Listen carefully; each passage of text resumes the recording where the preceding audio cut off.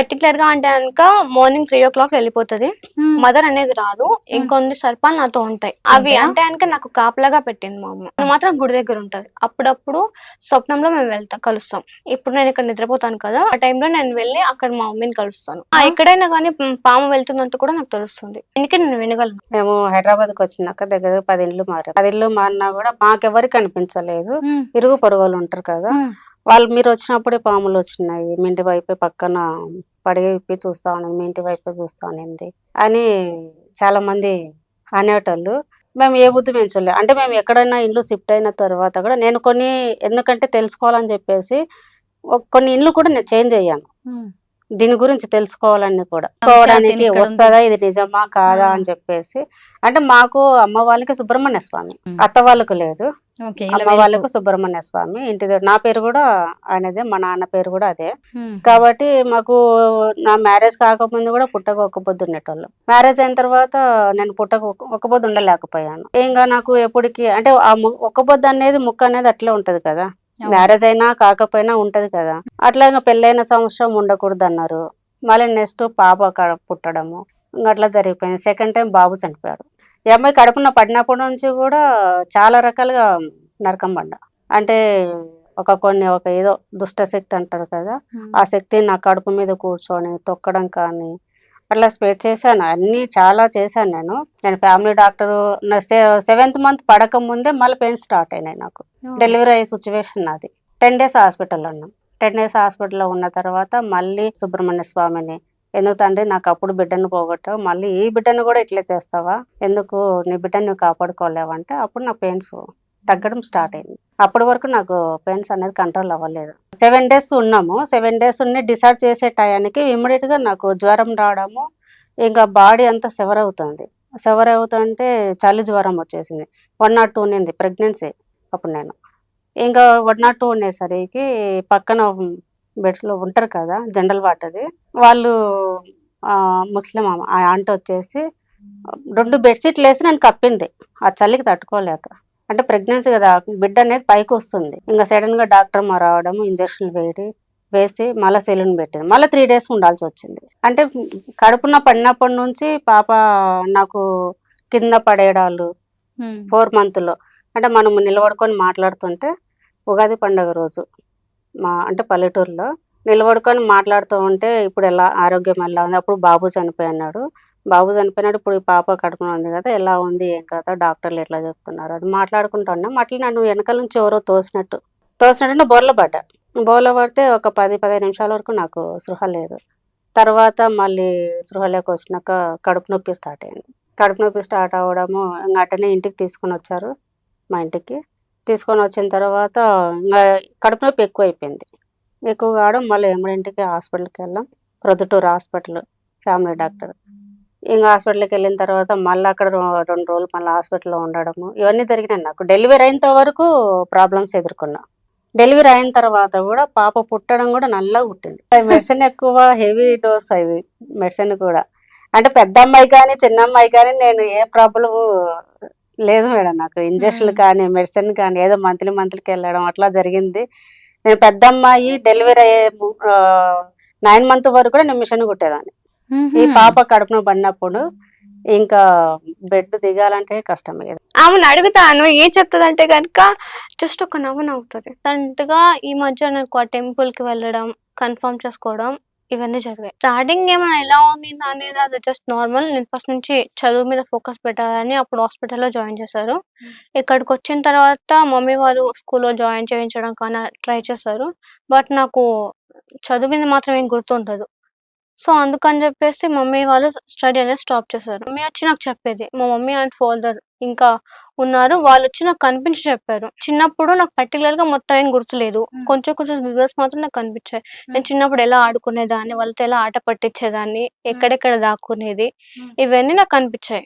First నాకు సర్పరూపంలో కనిపించారు. సర్పరూపం నుంచి మనిషిగా వచ్చి నా పక్కన కూర్చొని నాకు చెప్పారు. 9 years నుంచి ఇప్పటి వరకు కూడా నాకు కనిపిస్తూ ఉంటారు.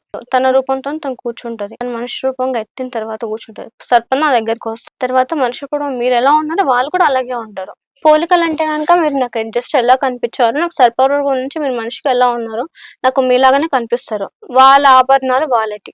రూమ్ లో ఉన్నప్పుడు నేను మాట్లాడుతాను. ఒకవేళ సడన్ గా ఇప్పుడు మీ పక్కన ఒక సర్పం వచ్చి ఎలా ఒకవేళ ఉన్నింది అనుకోండి, ఉన్నప్పుడు నేను వాళ్ళతో మాట్లాడుకుంటూ ఉంటాను. అది వీళ్ళు ఒక్కొక్కసారి గమనిస్తారు, ఒక్కొక్కసారి గమనించరు. నన్ను ఒళ్ళో పడుకోబెట్టుకుంటే తను ఒక్కోసారి భయపడినప్పుడు ఒళ్ళో పడుకోబెట్టుకుని ఆమె జోకట్టినట్టుగా ఉండేదంట. నా దగ్గర కూడా రాదు అప్పుడు. లేదు మా అమ్మ ఉంది, నేను మా అమ్మ ఒళ్ళో పడుకోనుండా అని చెప్పేది. నేను నా ఒళ్ళో పడుకోమంటే నేను పడుకోననేది. నాకు మా అమ్మ ఒళ్ళోనే పడుకొని ఉండా అనేది. మళ్ళీ మళ్ళీ కంపల్సరీ పౌర్ణమి ముందు రోజు నుంచి కంపల్సరీ స్టార్ట్ వస్తది. అవుతుంది. పెయిన్ బాగా నొప్పొస్తది. పెయిన్ వస్తది. తర్వాత వచ్చేసి కొన్ని కైండ్ ఆఫ్ అంటే అమావాస్య అప్పుడు కూడా నేను కొన్ని ఫేస్ చేస్తాను పెయిన్స్. కానీ ఫేస్ చేసినప్పుడు నాకు ఏదో డిఫరెంట్ గా అనిపిస్తుంది. ఒక్కొక్కసారి మొత్తం ఊడిపోతుంది. ఏంటంటే టెంపుల్ బయటికి వేయాలని అక్కడ ఏమైనా టైం దగ్గరకు వచ్చింది. సో అందుకని రమ్మంటుంది. గుడి బయటికి వేయాలి, పూర్వవైభవం తీసుకురావాలి, పూజలు జరగాలి ప్రతి ఒక్కరి నుంచి. చిన్నప్పటి నుంచి ఒక అడవి అని చెప్పేది మేడం. చిన్నప్పటి నుంచి అడవి, అక్కడ తవ్వుతున్నారు, అక్కడ విగ్రహాలు తీసుకెళ్ళిపోతారు, నేను విగ్రహాలని కాపాడాలి, పూజ చేయాలి, శివుడు ఉన్నాడు, మా అమ్మ ఉంది, మా నాన్న ఉన్నారు అని చెప్పేస్తాను చిన్నప్పటి నుంచే. అంటే ఎవరు తీసుకెళ్తున్నారు, అడవిలో ఎవరు తవ్వుతున్నారు, మంది ఇది అడవి కాదు కదా, మన ఊరు కాదు కదా, మన ఊరు కదా ఇదన్నా. అంటే ఊర్లో ఉన్నప్పుడే అంటే లేదు మమ్మీ మనం తీసుకెళ్తాను, మా అమ్మ నన్ను రమ్మంటుంది, నేను వెళ్ళాలి అంటే ఏడికని వెళ్తావంటే రాత్రులు కూడా నేను నైట్ టైంలో కూడా అమ్మాయికి నాకు కట్టేసుకున్న రోజులు కూడా ఉన్నాయి.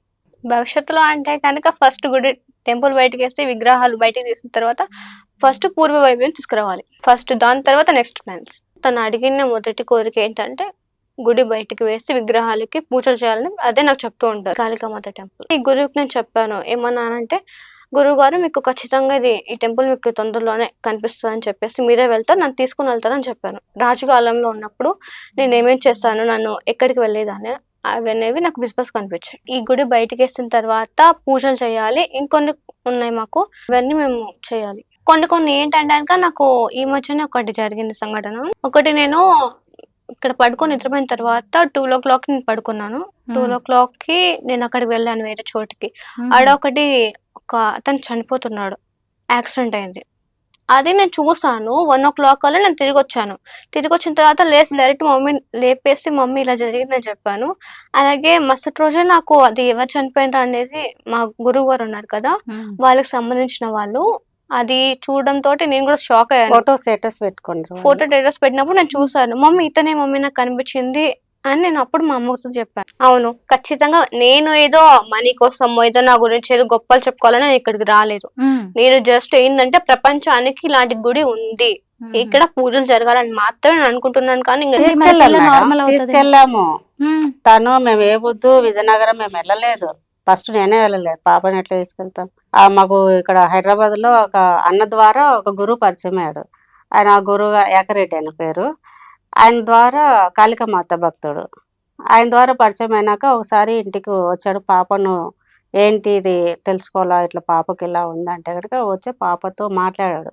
ఎట్లా మాట్లాడుతుంది ఏంటనేది చూసినాడు. పాపను చూసినాడు. నీకు ఎట్లా అనిపిస్తుంది ఏంటంటే ఇట్లా అమ్మవారు నాగదేవత మా అమ్మ ఇట్లా చెప్పేది, స్కిన్ ఊడిపోతా అని చెప్పేది. నాకు చిన్నప్పటి నుంచి గుడి టెంపుల్ విగ్రహాలు తీయాలి, విగ్రహాలు తీసి పూజలు చేయాలి, శివుడు మా అమ్మ మా నాన్న విగ్రహాలు ఉన్నాయి అక్కడ నాగదేవతటి ఉండే, అవి తీసి పూజలు చేయాలి, అది చేస్తే కానీ మాకు బాగుండదు అని చెప్పింది. మీరే తీసుకెళ్తారు గురుగారు, అది త్వరలోనే తీసుకెళ్తారు, లేట్ ఏం లేదు, కొద్ది రోజులను నన్ను తీసుకెళ్తారు, మీకే తెలుస్తుంది అనింది. అంత ఖచ్చితంగా ఎలా చెప్పగలుగుతున్నావు అన్నాడు. మనకు పాప జాతకం రాసిన పంతులు కూడా హైదరాబాద్ లో ఆయనతో కూడా జాతకం రాపిస్తే ఆయనకు అర్థం కాక 10 మంది దగ్గరికి పంపించి లాస్ట్ కు చెన్నైలో అమ్మవారి భక్తుడు పంతులు ఆయన గుడి ఆయన ఉపాసకులు, అమ్మవారి ఉపాసకులు, ఆయన దగ్గరికి వెళ్ళింది. ఆయననే చెప్పాడు అమ్మాయి జాతకం తీయడం కష్టం, ఎవరి వల్ల కాదు, ఎందుకంటే ఆమె పుట్టినప్పుడు ఆమె జాతకము మాకు ఎట్లా కనిపిస్తుంది, ఆ జాతకం కనపడింది ఆమె గురించి తెలుసుకున్న వాడైతే కనుక ఒక అదృష్టవంతుడు. ఇట్లే చెప్పాడు.